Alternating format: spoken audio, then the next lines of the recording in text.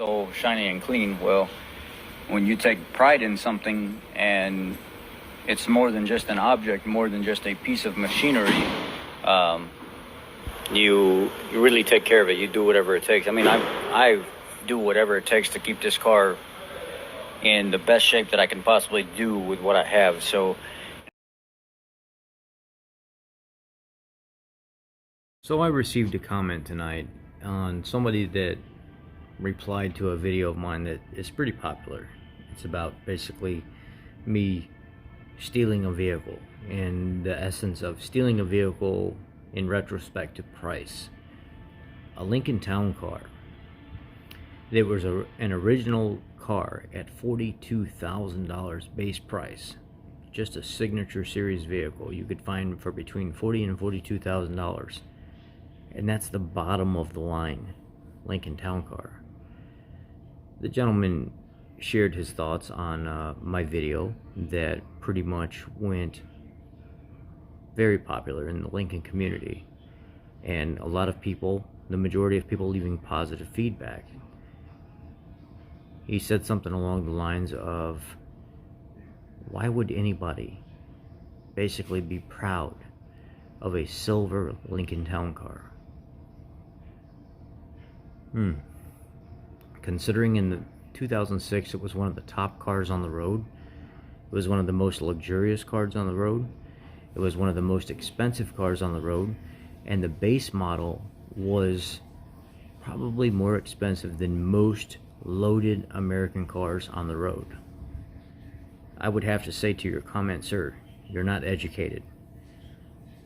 It's kind of a slap in the face to Lincoln owners for you to say something like you did, and then to say something that's clearly not a silver vehicle, as if you have something to talk about by saying, why would anybody be proud, or whatever you said. It's not right. It's not of absolute importance right now to drive a silver Lincoln Town Car when my car is clearly not a silver Lincoln Town Car.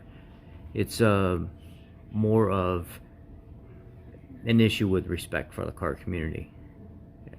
People that have that much frustration, hate, and stuff in their life is just it's astonishing to me that somebody will run across a video that's doing very well and very positive, and then some ignoramus come by and leave, some hateful comments. And it is what it is. First of all, I had to question whether the person was colorblind. Okay, my car is clearly not a silver Lincoln Town Car, I should say. I'm a little tipsy right now. I decided I'd have a few drinks tonight, and yeah, everything's not coming out as clear as I want it to, but I had to get some things off my chest.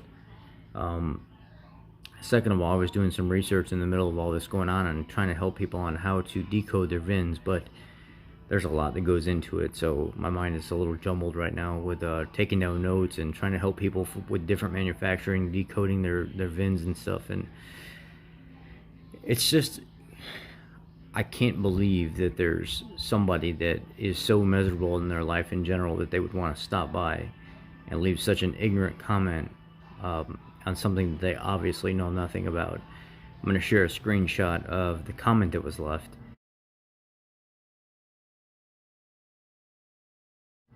And the history of the Lincoln, it's an amazing vehicle. And if I have to say for myself, I'm 35 years old, and I've owned right at 70 vehicles.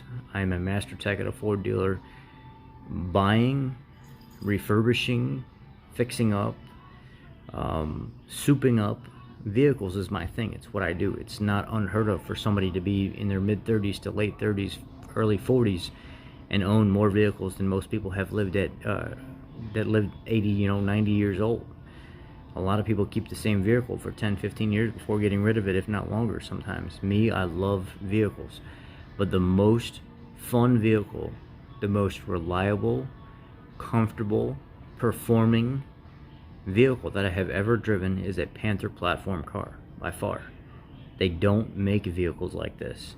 They don't make vehicles that you're going to get 250, 300,000 miles out of, 400,000, 500,000 miles out of. They just don't make them anymore. You're lucky to get 80 to 90,000 miles before having to do timing chains. My vehicle's got 220,000 miles on it, and it runs like it's brand new. When I drop the oil in my car, it's just like it is the day that I bought it. Crystal clean, no carbon buildup. It's just a phenomenal vehicle. It just doesn't quit. It's one of those vehicles that take a licking and keep on a ticking. It's like a Timex watch. It just keeps running and running and running. It's like the Energizer Bunny. You just can't stop it.